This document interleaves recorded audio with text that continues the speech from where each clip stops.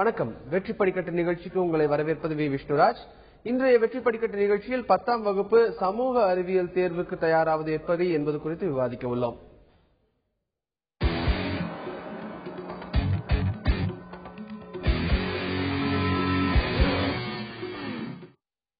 பத்தாம் வகுப்பு சமூக அறிவியல் தேர்வுக்கு தயாராவது எப்படி என்பதை குறித்து விவாதிப்பதற்காக அரங்கில் நம்முடன் முரளி கிருஷ்ணா இருக்கிறார். அவர் ஒரு சோசியல் சயின்ஸ் ஆசிரியர். அவருடன் பேசலாம். வணக்கம் சார். சார், முதலில் சோசியல் சயின்ஸ், அதாவது 10th standard social science blue print பத்தி சொல்லுங்க. அதுல ப்ரிப்பரேஷன்ஸ் எப்படி இருக்கணும் அதை பத்தி சொல்லுங்க. ப்ளூ பிரிண்ட் எடுத்துட்டீங்கன்னா உங்களுக்கு ஃபர்ஸ்ட் 1 மார்க் क्वेश्चंस கேட்பாங்க. That is section first. It consist 2 part, 2 பகுதிகள் இருக்கும். முதல் பகுதி எடுத்துட்டீங்கன்னா உங்களுக்கு எல்லாமே சரியான விடையை தேர்ந்தெடுத்து வினா எண் 1 முதல் 14 வரை காணப்படும். அது முதல் 4 வினாக்கள் வரலாற்று பகுதியிலிருந்து கேட்கக்கூடிய வினாக்கள். அடுத்த 3 வினாக்கள் குடிமையிலிருந்து கேட்பாங்க. அடுத்து 4 வினாக்கள் புவியியல். கடைசி 3 வினாக்கள் பொருளியலிருந்து கேட்பாங்க. History, civics and geography and economics நாலு மாதிரி. Okay sir. பாத்தீங்கன்னா பர்டிகுலர் சூஸ் பார்க்கும்போது உங்களுக்கு ஃபர்ஸ்ட் லெசன், செகண்ட் லெசன், ஹிஸ்டரியை பொறுத்த வரைக்கும் 1 and 2, 6th lesson, 9th lesson, continuous சொல்லும்போது up to 14 lesson very very important lessons. அதுல சூஸ் கண்டிப்பா இருப்பாங்க. அசல சிவிக்ஸை சொல்லும்போது மொத்தமே 4 பாடங்கள் தான் இருக்கு. இந்த 4 பாடங்கள்ல இருந்து 3 வினாக்கள் வரும். ஸோ எதையுமே சாய்ஸ் இல்லாம எல்லாத்தையும் படிக்கிறது பெஸ்ட் ஸ்கோப். ஜியோகிராஃபியை பொறுத்த வரைக்கும் ஒட்டுமொத்தமா 8 பாடங்கள் தான் இருக்கு. அந்த 8 பாடங்கள்ல மொத்தமே 40 சரியான விடை கூட கிடையாது. ஸோ அதை மட்டும் கோத்திர பண்ணாங்கன்னா அவங்க கண்டிப்பாக அவங்களுக்கு 4 மதிப்பெண்கள் எடுக்க முடியும். அதுக்கு அடுத்தபடி கடைசியா பார்த்தீங்கன்னா உங்களுக்கு பொருளியல் மொத்தமே 2 பாடம் தான் இருக்கு. முதல் பாடத்திலிருந்து கண்டிப்பாக 1 வினா கண்டிப்பா வரும். அடுத்து 2ஆம் பாடம் மிக மிக முக்கியமானது. அதுல 2 சரியான விடை தேர்ந்தெடுத்து கேட்பாங்க. எக்கனாமிக் சைட்ல இருந்து ஃபர்ஸ்ட் பாடத்துல இருந்து ஒரு கேள்வி கண்டிப்பா ஒரு கேள்வி வரும். அடுத்து 2ஆம் பாடத்துல 2 வினாக்கள் கேட்பாங்க. மொத்தமே பொருளியலை பொறுத்த வரைக்கும் 20 சூஸ் தான் இருக்கு. செகண்ட் லெசன்ல 10, அதில் கண்டிப்பா 2 கண்டிப்பா கேட்பாங்க. ஸோ ஃபர்ஸ்ட் லெசனை பொறுத்த வரைக்கும் 10 சூஸ் தான் இருக்கு. அதுல இருந்து ஒரு கேள்வி கண்டிப்பா வரும். இது சரியான விடையை தேர்ந்தெடுத்தது பாத்தீங்கன்னா அது பகுதி 1. தென் பகுதி 2 பாத்தீங்கன்னா பொறுத்துக. அந்த பொறுத்துக பாத்தீங்கன்னா முழுக்க கொஸ்டின் நம்பர் 15, 1 and 2 கொடுத்துருப்பாங்க. பாய்ஸ் அண்ட் ஸ்டூடெண்ட்ஸ் பாத்தீங்கன்னா நிறைய பேர் ஹிஸ்டரி ஃபர்ஸ்ட் 15-1 பாத்தீங்கன்னா ஹிஸ்டரியில இருந்து கேட்கக்கூடிய கேள்விங்க.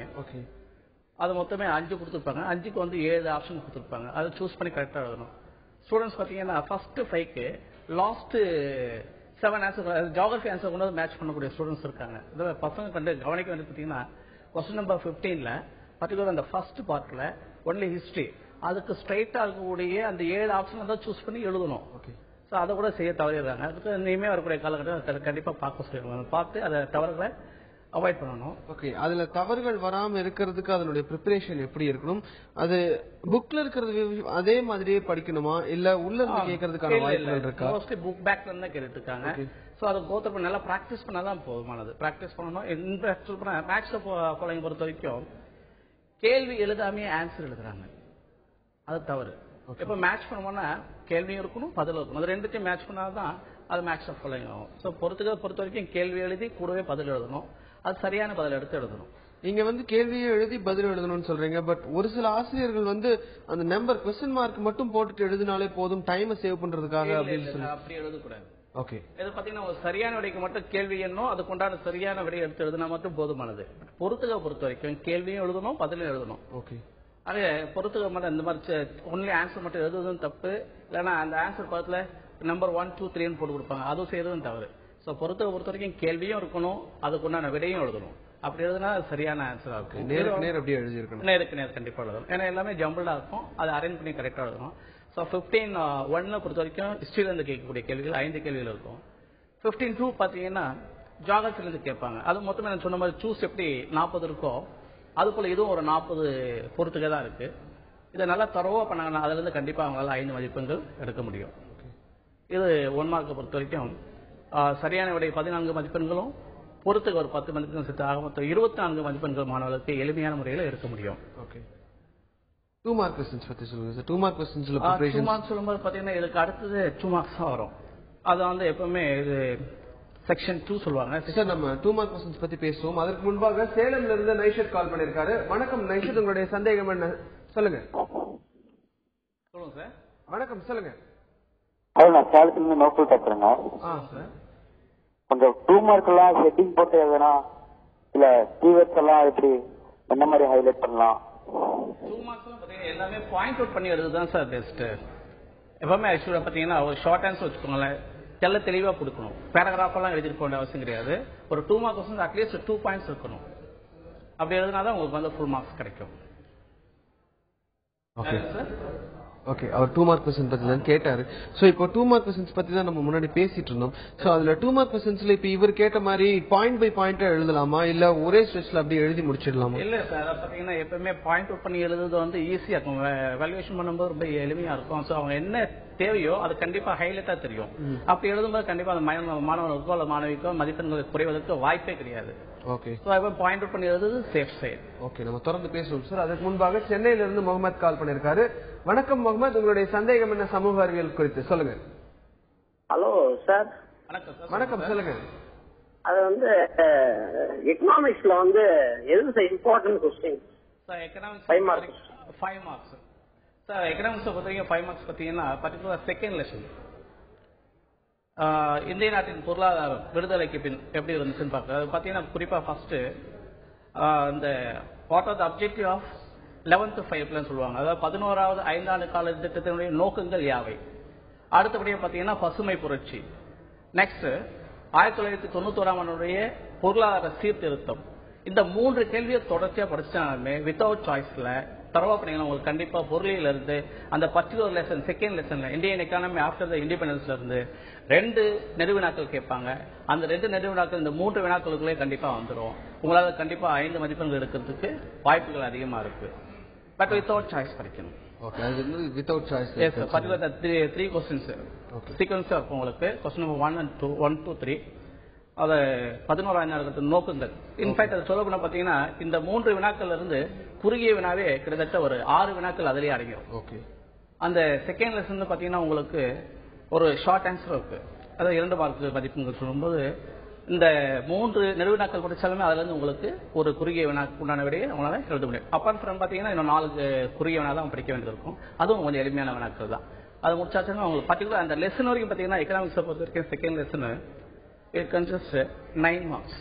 ஓகே, நம்ம எக்கனாமிக்ஸ் அந்த செகண்ட் லெசன் பத்தி தொடர்ந்து பேசுவோம். அதுக்கு முன்பாக சென்னையில இருந்து மேனகா கால் பண்ணிருக்காங்க. வணக்கம் மேனகா, சோசியல் சயின்ஸ்ல உங்களுடைய சந்தேகம் என்ன சொல்லுங்க.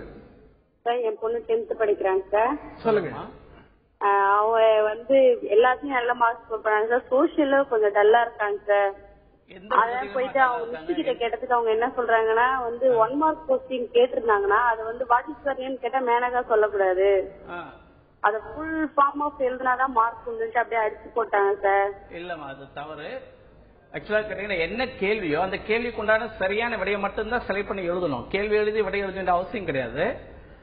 அவங்க சரியா பண்ணலாம் தான் சொல்ல முடியும். டைம் மேனேஜ்மெண்ட் ரொம்ப ரொம்ப அவசியம். ஷார்ட் ஆன்சர் பொறுத்தவரைக்கும் நீங்க கேள்வி எழுதி பதில் எழுதிட்டு இருந்தீங்கன்னா உங்களுக்கு நேரம் பத்தாது. 2.5 மணி நேரத்துக்கு உங்க நெடுவினாக்கள் நிறைய எழுத வேண்டியது இருக்கும். ஸோ டைம் மேனேஜ்மெண்ட் ரொம்ப ரொம்ப முக்கியமானது. அவங்க சரியான விடையை மட்டும் தேர்ந்தெடுத்து எழுதணும். ஆக்சுவலி கொஸ்டின் நம்பர் கரெக்டா பண்ணணும். அந்த கொஸ்டின் நம்பர் மட்டும் தயவு செய்து தவறா போட்டுறாதீங்க. கொஸ்டின் பேப்பர்ல என்ன சீக்வன்ஸ் கொடுத்துருக்காங்களோ அந்த நம்பர் தான் போடணும். நீங்களா ஓனா அந்த கொஸ்டின் நம்பரை கொடுக்க கூடாது. அப்படி கொடுத்தீங்கன்னா தவறா போயிடும். சார், இடைவேளைக்கு முன்பு வந்து எக்கனாமிக்ஸ் அந்த சப்ஜெக்ட்ல வந்து செகண்ட் லெசன்ல 9 மார்க்ஸ் வரைக்கும் கொஸ்டின் இருக்கு அப்படின்றத பத்தி சொல்லிட்டு இருந்தீங்க, அதை பத்தி சொல்லுங்க.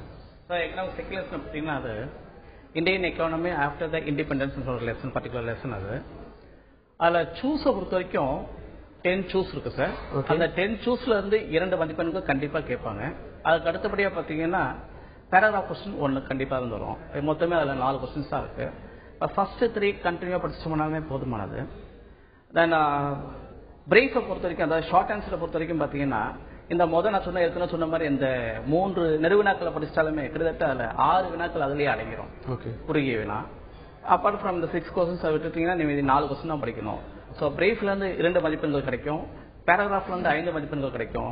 சரியான உடைய தேர்ந்தெடுத்தது 2 மதிப்பெண்கள் கிடைக்கும். ஆக இந்த பர்டிகுலர் லெசன்ல இருந்து 9 மார்க்ஸ் உனக்கு கிடைக்கிறதுக்கு வாய்ப்புகள் இருக்கு. Apart from this lesson first லெசன்ல இருந்து சூஸ் மட்டும் படிச்சாலுமே போதுமானது. ஓகே, அதுக்கு முன்பாக நெல்லையில இருந்து ஜீவா கால் பண்ணிருக்காரு. வணக்கம் ஜீவா, உங்களுடைய சந்தேகம் என்ன சொல்லுங்க. வணக்கம், சொல்லுங்க. 2 மார்க்ல இருந்து 2 மார்க்ல சொல்லுங்க. 2 மார்க்ல 2 மார்க்ல அந்த ஆன்சர் ஒரே வழியில இருந்தா இருந்தது. சரியா புரியுது, நீங்க சொல்றது கேட்கணும், சொல்லுங்க. ஜீவா நீங்க சொல்றது தெளிவா இல்ல, பொறுமையா நிறுத்தி சொல்லுங்க. 2 மார்க்ல பாயிண்ட் 2 பாயிண்ட் எழுதுனீங்களா? ஆமா சார், 2 பாயிண்ட் எழுதினாலுமே போதுமானது. ஓகே ஓகே, அந்த காலர் கட் ஆயிட்டாங்க. இன்னொரு காலர் வந்திருக்காங்க, சென்னையில இருந்து முத்துச்செல்வி கால் பண்ணிருக்காங்க. வணக்கம் முத்துச்செல்வி, சோசியல் சயின்ஸ்ல உங்களுடைய சந்தேகம் என்ன சொல்லுங்க. வணக்கம் சார். மேப் பத்தி எப்படி ப்ரிப்பேர் பண்ணலாம்? Very good. அதாவது இன்ஃபேக்ட் சொல்ல போனா சோசியல் சயின்ஸை பொறுத்த வரைக்கும் ரொம்ப ரொம்ப முக்கியமான விஷயம் பாத்தீங்கன்னா 15 மதிப்பெண்கள் மேப்ல இருக்கு. ஃபர்ஸ்ட் சொல்லும்போது கொஸ்டின் நம்பர் 53 பாத்தீங்கன்னா தட் இஸ் ஃப்ரம் ஹிஸ்டரி. அது இன்டர்னல் சாய்ஸ் கொடுத்துருப்பாங்க, 2 மேப் கொடுத்துருப்பாங்க. First Asia or India outline, ரெண்டுமே அவுட்லைன் மேப் தான் கொடுத்துருப்பாங்க. அதுக்கு ஒவ்வொரு மேப்புக்குமே 5 மதிப்பெண்கள். ஆனா ஒரு மேப்பை தான் சூஸ் பண்ணணும். ஹிஸ்டரியை பொறுத்த வரைக்கும் எதிர் ஏஷியாவை சூஸ் பண்ணி அதை கொடுக்கப்பட்ட 5 பகுதியாச்சும் போடணும், இல்லைன்னா அந்த இந்தியா அவுட்லைனை சூஸ் பண்ணி போடணும். ஸோ எப்படி ப்ராக்டிஸ் பண்ணணும் பார்த்தீங்கன்னா ஃபர்ஸ்ட் லெசன் இம்பீரியலிசம் சொல்லக்கூடிய ஏகாதிபத்தியம்.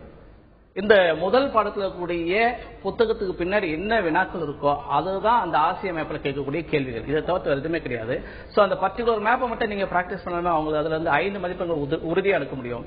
சப்போஸ் இது ரொம்ப காம்ப்ளிகேஷனா இருக்கு, இந்தியா அவுட்லைன் நம்ம ரொம்ப ஈஸியா இருக்கும் அப்படின்னு நினைச்சீங்கன்னா இந்தியா அவுட்லைனை பொறுத்த வரைக்கும் லெசன் நம்பர் 9 1857 த கிரேட் ரிவால்ட்னு ஒன்று இருக்கு. அதாவது மாபெரும் கிளர்ச்சி, 1857 ஆண்டு நடைபெற்ற மாபெரும் கிளர்ச்சி.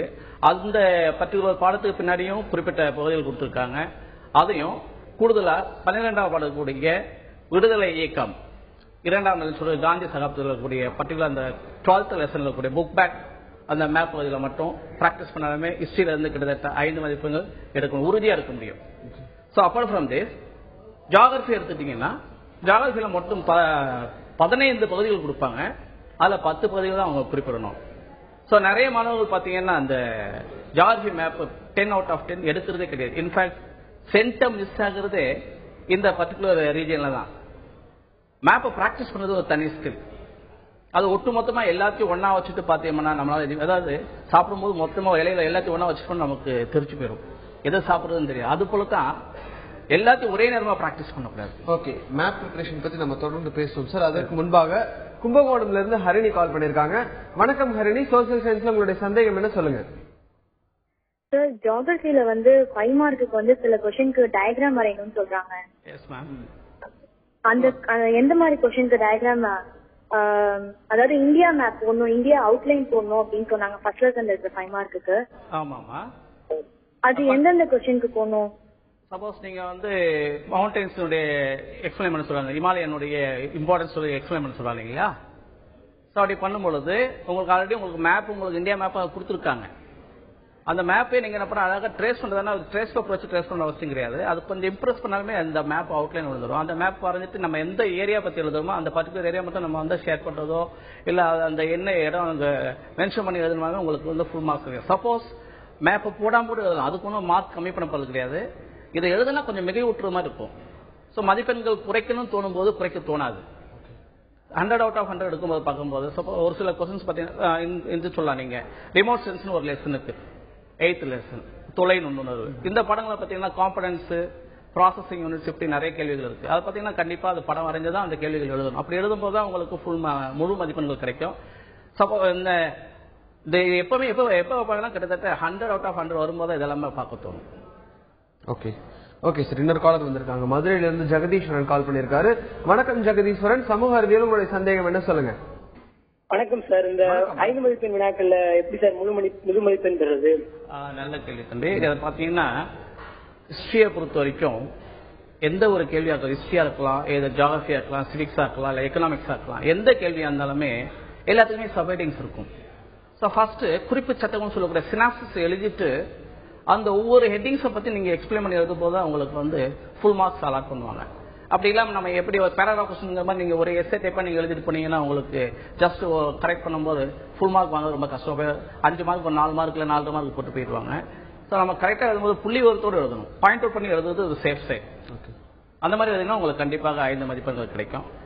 பர்டிகுலர் சொன்ன மாதிரி நான் சொன்ன மாதிரி குறிப்பு சட்டங்கள் எழுதுங்க, டிஃபரன்ஸ் கலர் யூஸ் பண்ணுங்க, பிளாக் அண்ட் ப்ளூ யூஸ் பண்ணீங்கன்னா உங்களுக்கு கண்டிப்பா உங்களால ஃபுல் மார்க் எடுக்கிறதுக்கு வாய்ப்புகள் அதிகமா இருக்கும். ஓகே சார், இன்னொரு காலர் வந்திருக்காங்க. தேனியில இருந்து போஸ் கால் பண்ணிருக்காரு. வணக்கம் போஸ், உங்களுடைய சந்தேகம் என்ன சொல்லுங்க. சார் ஹிஸ்டரியில 2 மார்க் எந்தெந்த லெசன்ல சார் வரும்? தம்பி கிட்டத்தட்ட 14 பாடங்கள் இருக்கு. இதை எப்படி செலக்டா படிக்கும்போது பாத்தீங்கன்னா ஃபர்ஸ்ட் 6 லெசன் வந்து டெஃபினட்டா 4 क्वेश्चंस வந்துரும். அப்பார்ட் ஃப்ரம் 6 லெசன் சொல்லும்போது பாத்தீங்கன்னா இம்பார்ட்டன்ஸ் क्वेश्चन சொல்லும்போது லீக் ஆஃப் நேஷனுடைய ஆர்கான்ஸ், சர்வதேச சங்கத்தினுடைய அங்கங்கள், ஐநாவுடைய அங்கங்கள், ஐரோப்பிய யூனியனுடைய அங்கங்கள், சோ ஐநாவுடைய சிறப்பு அங்கங்கள், இது எல்லாமே வந்து அடிஷனல் क्वेश्चंस. இது இல்லாம 9th லெசன் கிரேட் ரிவால்ட் சொல்லக்கூடிய 1857ஆம் ஆண்டினுடைய மாபெரும் கிளர்ச்சி. இந்த பாடத்தில் இருக்கக்கூடிய ஷார்ட் ஆன்சர்ஸ் படிச்சீங்கன்னா கண்டிப்பா அது வந்து ஒரு கேள்வி கிடைச்சிரும். ஓகே. தென் ரிலிஜியஸ் ரிஃபார்ம் மூவ்மெண்ட்ஸ் ஒன்று இருக்கு. Social religious reform movement, that is the 10th lesson. So அந்த லெசனையும் கோத்ரா பண்ணீங்கன்னா உங்களுக்கு கண்டிப்பா 4 out of 4 எழுத முடியும். அது 8 கொஸ்டின் மட்டும் உங்களுக்கு சாய்ஸ் நிறையவே இருக்கு. இன்ஃபேக்ட் ஃபர்ஸ்ட் 6 லெசன்ஸ் வந்து வித்தவுட் சாய்ஸ் படித்தாலுமே அதுல இருந்து உங்களுக்கு அந்த 4 வினாக்கள் வந்துடும். சப்போஸ் வரலையேனா தான் நான் சொன்ன அடுத்தது. ஸோ இந்த நான் சொன்னக்கூடிய organs of the UNO, league, European union and then religious reform movements of the அந்த ரிலிஜியஸ் ரிஃபார்ம் மூவ்மெண்ட்ஸ் எல்லாமே அதுல வந்து கேள்விகள். ஓகே, நம்ம தொடர்ந்து பேசுவோம். அதற்கு முன்பாக சென்னையிலிருந்து ஜோசப் ஆறுமுகம் கால் பண்ணிருக்காரு. வணக்கம் ஜோசப், உங்களுடைய சந்தேகம் என்ன சொல்லுங்க. ஜோசப் வணக்கம், இணைப்புல இருக்கீங்களா? இருக்கேன் சார். வணக்கம், உங்களுடைய சந்தேகம் என்ன சொல்லுங்க. சார் எங்க பையன் வந்து கொஞ்சம் ரொம்ப இதுவாதான் சார் படிப்பான், வந்து ரொம்ப அதிகமா மார்க் வாங்க மாட்டான். சரிங்க சார், பாஸ் பண்ண முடியுதா? பாஸ் பண்ணதுக்கு வந்து கொஞ்சம் ஈஸியா வந்து எதாவது சூஸ் பண்ணணும்னு சொல்லிட்டு சார். நல்ல கேள்வி சார். ஏன்னா பெரும்பான்மையா மாணவர்கள் பத்தி படிக்க கொஞ்சம் பயம். ஏன்னா சோசியல் சயின்ஸ் டெக்ஸ்ட் புக்கை பார்த்தாலுமே கொஞ்சம் தலை சுத்தரமா இருக்கும். மேக்ஸ் கருத்துப்படி அது சோசியல் தான் டெக்ஸ்ட் புக் பெருசா இருக்கும். பயப்பட வேண்டியது கிடையாது சார், ரொம்ப ஈஸி ஸ்கோப் இருக்கு. நான் ஏற்கனவே சொன்ன மாதிரி சரியான விடையை தேர்ந்தெடுத்தது மட்டும் ஹிஸ்டரி கூட படிக்க வேண்டாம். ஜியோகிராபி, சிவிக்ஸ், எக்கனாமிக்ஸ் இந்த 3 பாடத்துல கூடிய சரியான விடையை தேர்ந்தெடுத்து தரோவா பிராக்டிஸ் பண்ணணும். as well as maps of following சொல்லும்போது ஹிஸ்டரி பக்கம் போக வேண்டாம். ஜியோகிராபியில் இருக்கக்கூடிய அந்த மேக்ஸ் ஆஃப் ஃபாலோயிங் மட்டும் பார்த்தா கூட அதுல உங்களுக்கு 5 மதிப்பெண்கள் இருக்கு. ஆக சூஸ்ன்னு சொல்லும்போது ஹிஸ்டரியில கூட 4 மதிப்பெண்கள் எடுத்தீங்கன்னா நீங்க அதுல இருந்து உங்களுக்கு 9 மதிப்பெண்கள் கிடைக்கும். அந்த மேக்ஸ் ஆஃப் ஃபாலோயிங் ஒரு 5 மதிப்பெண்கள் கிடைக்குது. இது இல்லாம மேப்பை பொறுத்தவரைக்கும் மேப்பை நான் ஏற்கனவே சொன்ன மாதிரி பிராக்டிஸ் பண்ணுவீங்கன்னா உங்களுக்கு அதுல ஒரு 15 மதிப்பெண்கள் இருக்கு. காலக்கோடுன்னு ஒன்று இருக்கு. அது படிக்காம ஓரளவுக்கு பிராக்டிஸ் பண்ணா போதும் அந்த டைம்ல இல்ல. ஸோ டைம்ல வந்து 5 மதிப்பெண்கள் ஈஸியா எடுக்க முடியும். அதனால பாத்தீங்கன்னா மேப் சொல்லிருக்கு ஆல்ரெடி. வேற கொஸ்டின் பொறுத்த வரைக்கும் உங்களுக்கு லாசஸ் சொன்ன எக்கனாமிக்ஸ் பொறுத்த வரைக்கும் செகண்ட் லெசன்ல இருக்கக்கூடிய 3 கேள்விகள் இருக்கு. அந்த 3 கேள்விகள் தரோவா இன்னும் நிறைய நாள் இருக்கு. டைம் எடுத்து நல்ல ஒரு மெடிடேஷன் பண்ணிட்டு கரெக்டா அவங்க கான்சன்ட்ரேஷனோட படிச்சாங்கன்னா கண்டிப்பா அவனால தேர்வில் தேர்ச்சி பெற முடியும். அதை நான் சொல்லக்கூடியது ஃபர்ஸ்ட் கிளாஸ்ல பாஸ் பண்ணலாம். ஓகே, அந்த மாதிரி வாய்ப்புகள் நிறைய இருக்கு. ஓகே சார், இன்னொரு காலர் வந்திருக்காங்க. கோவையிலிருந்து சண்மதி கால் பண்ணிருக்காங்க. வணக்கம் சண்மதி, உங்களுடைய சந்தேகம் என்ன சொல்லுங்க. எங்களுக்கு அந்த வரலாறுல இருந்து காலக்கோடு கேக்குறாங்கல்ல, ஆமாமா, அந்த காலக்கோடுக்கு அந்த இயர்ஸ் வந்து எப்படி இருக்கு அப்படின்னு கேக்குறதுக்கு. Very good very good. இப்ப டைம்ல என்ன பொறுத்த வரைக்கும் பாத்தீங்கன்னா முதல்ல அளவு எழுதணும். ஒரு அலகு ஈக்குவல் டு 5 years அல்லது ஒரு அலகு ஈக்குவல் டு ஓராண்டு. ஏன்னா உங்களுக்கு 5th டேபிள் தெரிஞ்சா நீங்க 5 years போட்டு எழுதலாம். இல்ல உங்களுக்கு டேபிளார் காலம் போட்டு கஷ்டப்பட்டீங்கன்னா எவ்ரி இயர் போட்டு வரிசையா போட்டுடலாம். பார்த்தா உங்களுக்கு கிளம்ஸியா இருக்கும். பட் 5th டேபிள் யூஸ் பண்ணி பண்ணீங்கன்னா லெஃப்ட் ஹேண்ட் சைட்ல எவ்ரி இயர் ஒன்று. Suppose 1905 to 1930 in between any 5 important events நீங்க டைம் லைன்ல பிக்ஸ் பண்ணி கேட்டிருந்தாங்கன்னா அழகா 1905 ஆரம்பிச்சு ஒரு லாங் ஸ்கேல் எப்பவுமே எல்லா எக்ஸாம் கொண்டு போகும்போது லாங் ஸ்கேல் பயன்படுத்தி அதுல 30 சென்டிமீட்டர் இருக்கும். So every centimeter இருக்கும். Every 5 centimeters ரொம்ப லாங் லைன் போட்டு 1905 கட்டுற 1910, 15, 20, 25, 30 இந்த மாதிரி டைம் டேபிள் இங்க லெஃப்ட் ஹேண்ட் சைட்ல எழுதணும். தட் ரைட் சைட்ல பார்க்கும்போது என்ன 5 இம்பார்ட்டன்ட் ஈவெண்ட்ஸ் எழுதணும். அப்படி எழுதும்போது சப்போஸ் 1905 to 1930 சொல்லும்போது இன் பிட்வீன் கொஸ்டின் நிறைய வாட்ச் பண்ணணும். ஸ்டூடெண்ட்ஸ் பண்ணக்கூடிய தவறு பார்த்தீங்கன்னா இடைப்பட்ட என்ற ஒரு வார்த்தையை கவனிக்க மாட்டேங்கிறாங்க. 1905 இருந்து 1930 கேட்டா நீ எது வேணா எழுதி போலாம். 1905 இருந்து 1930 இடைப்பட்ட ஏதேனும் சொல்லும்போது 1905 உண்டான விடை எழுதினா அதுக்குண்டான மதிப்பெண்கள் கிடைக்காது. 30 உண்டான விடை எழுதினா அதுக்குண்டான மதிப்பெண்கள் கிடைக்காது. இடைப்பட்டு சொல்லும்போது 1905 டைம் டேபிள் மட்டும் டிராப் பண்ணணும். அதுக்குண்டான வங்க பிரிவுன்னு எழுதக்கூடாது. அதுக்கு அடுத்து கூட 1906 அந்த முஸ்லீம் லீக் கட்சி தோற்றம், 7 சூரத் பிளவு, 9 மிட்டோ மார்லி ரிஃபார்ம், 11 சொல்லும்போது 1911 சொல்லும்போது வங்க பிரிவினை நீக்கம், 14 சொல்லும்போது முதல் உலக போர் தொடக்கம். இது ஒரு ஸ்டோரியாவே நீங்க பிராக்டிஸ் பண்ணலாமா? ஓகே, நம்ம தொடர்ந்து பேசுவோம் சார். அதுக்கு முன்பாக சென்னையில இருந்து அனிருத் கால் பண்ணிருக்காரு. வணக்கம் அனிருத், சோசியல் சயின்ஸ்ல உங்களுடைய சந்தேகம் என்ன சொல்லுங்க. ஹலோ, வணக்கம், சொல்லுங்க. மேப்ல புக் பேக் படிச்சா போதுமா? புக் பேக் தான் தம்பி. பொதுவாக நீங்க எப்படி பிராக்டிஸ் பண்ணு பாத்தீங்கன்னா மேப்பை பொறுத்த வரைக்கும் மவுண்டைன்ஸ் ஜியோகிராபி மேப்பை பொறுத்த வரைக்கும் மவுண்டைன்ஸ் எடுத்துட்டீங்கன்னா இருக்கக்கூடிய ரேஞ்சஸ் எல்லாமே Karakoram range, Shivalik range, Himalayan range and ancient range சொல்லக்கூடிய நம்ம ஆறுவெளி ரேஞ்சஸ், ஹையஸ்ட் மவுண்டன் சொல்லும்போது மவுண்ட் எவரெஸ்ட், கஞ்சன்ஜங்கா, இப்படி மட்டுமே ஒரு இந்தியா அவுட்லைன் மேப் வாங்கி வச்சு ஃபர்ஸ்ட் இருக்கக்கூடிய மவுண்டன்ஸ் மட்டுமே பிராக்டிஸ் பண்ணணும். அதுல இருந்து கண்டிப்பா உங்களுக்கு ஒரு மதிப்பெண் இருக்கு. எல்லாத்தையும் ஒன்னா வச்சு நீங்க பிராக்டிஸ் பண்ணி உங்களால செக்யூர் பண்ண முடியாது. ஸோ மவுண்டன்ஸ் மட்டும் ஒரு முறை போட்டு பார்க்கணும். Then next reverse. இந்தியாவில் கூடிய இம்பார்ட்டன்ஸ் ரிவர்ஸ் சொல்லும்போது உங்களுக்கு கங்கா, பிரம்மபுத்திரா, மகாநதி, கோதாவரி, கிருஷ்ணா, இங்க இடது பக்கம் பார்க்கும்போது உங்க நர்மதை, தாபதி, இந்த மோஸ்ட் இம்பார்ட்டன்ட் ரிவர்ஸ். ஸோ இந்த இம்பார்ட்டன்ட் ரிவர்ஸ்க்கு வந்து கண்டிப்பா உங்களுக்கு ஒரு மதிப்பெண்கள் கிடைக்கும். இப்போ பிராக்டிஸ் பண்ணும்போது இப்போ மவுண்டன்ஸ் எப்படி பிராக்டிஸ் பண்றோமோ அதே மாதிரி ரிவர்ஸையும் தனித்தனியா போட்டு போறோம். அதாவது பிராக்டிஸ் மேக் பர்ஃபெக்ட்னு சொல்லுவாங்க. ஓகே. ஆஸ் வெல் அஸ் நம்ம மவுண்டன்ஸ் எப்படி பண்றோமோ அதே போல ரிவர்ஸ் பண்ணிருக்கோம். ரிவர்ஸ் கட்டுப்பட்ட பிராக்டிஸ். ஸோ ஒவ்வொரு ஹெட்டிங்ல இருந்து ஒரு மேப் கொஸ்டின்ஸ் கேட்பாங்க. ஸோ மவுண்டன்ஸ்ல ஒரு கொஸ்டின் இருக்கும், ரிவர்ஸ்ல ஒரு கொஸ்டின் இருக்கும். பிளாட்டியூஸ் சொல்லும்போது இம்பார்ட்டன்ட் பிளாட்டியூஸ் 3 தான் இருக்கு. Malwa plateau, Chota Nagpur and Deccan. இதுல இருந்து ஒரு மதிப்பெண் வரும். மாணவர்களுக்கு எப்படி பண்ணணும்னு தெரிய மாட்டோம். மொத்தமா பண்ணும்போது அவங்க மதிப்பெண்கள் மிஸ் பண்ணிடுறாங்க. சோ மவுண்டன்ஸ், பிளாட்டியூஸ் அது மாதிரி தனித்தனியா கண்ட்ரீஸ் இது மாதிரி கண்டினியூஸா வந்து பிராக்டிஸ் பண்ணிட்டே இருக்கணும் அப்படின்னு சொல்றீங்க. ஆமா, பிராக்டிஸ் பண்ணாதான் கண்டிப்பா அவங்க வந்து அந்த 10 out of 10 கண்டிப்பா என்னால உறுதியா சொல்ல முடியும். இந்த வருகின்ற செகண்ட் டிவிஷன் இப்ப நடக்க போகுது. அந்த ஃபர்ஸ்ட் டிவிஷன் நடக்க போகுது. இன்னும் முடியல எங்களுக்கு. ஏன்னா ஆக்சுவலி நேற்றுக்கு இன்னைக்கு முடிஞ்சிருக்கணும், போஸ்ட்போன் ஆயிருக்கு. இந்த ஃபர்ஸ்ட் டிவிஷன்ல டெஃபினட்டா அதனால 10 out of 10 இந்த ஸ்டூடெண்ட்ஸ் எல்லாம் எடுக்க முடியும். நான் சொல்ற மாதிரி பிராக்டிஸ் பண்ணணும். மவுண்டன்ஸ் தனியா பிராக்டிஸ் பண்ணணும், ரிவர்ஸ் தனியா பண்ணணும், பிளாட்டியூஸ் தனியா பண்ணணும், plains as well as types of soil. அந்த சாயில் பிராக்டிஸ் பண்ணும்போது what are the plants are growing these areas அப்படின்னு பிராக்டிஸ் பண்ணணும். இந்தியாவில் இருக்கிறது 2 ஐலாண்ட். இந்த ஐலாண்டு கூட போட்டு தெரியாத மாணவர்கள் இன்னமும் இருக்காங்க. ஸோ ஐலாண்ட் மட்டும் பிராக்டிஸ் வந்து ஒரு மதிப்பெண் இருக்கும். கல்ஃப்னு சொல்லும் போது எல்லாமே Rann of Kutch, gulf of டம்பட், gulf of Mannar, Palk strait, இதுல வந்து கண்டிப்பா மதிப்பெண்கள் தனித்தனியா வந்து பிராக்டிஸ் எல்லாத்தையும் பிரிச்சு பிராக்டிஸ் பண்ணணும். Okay sir. இவ்வளவு நேரம் 10th ஸ்டாண்டர்ட் ஸ்டூடெண்ட்ஸ் வந்து சோஷியல் சயின்ஸ்ல எப்படி அவங்களோட எக்ஸாமுக்கு ப்ரிப்பேர் ஆகுது அப்படின்றத பத்தி விளக்கம் கொடுத்தீங்க. உங்க தகவல்களுக்கு நன்றி. நன்றி சார். வெற்றி படிக்கட்டு நிகழ்ச்சி இத்துடன் நிறைவடைந்தது. இணைந்திருங்கள் தந்தி டிவியுடன்.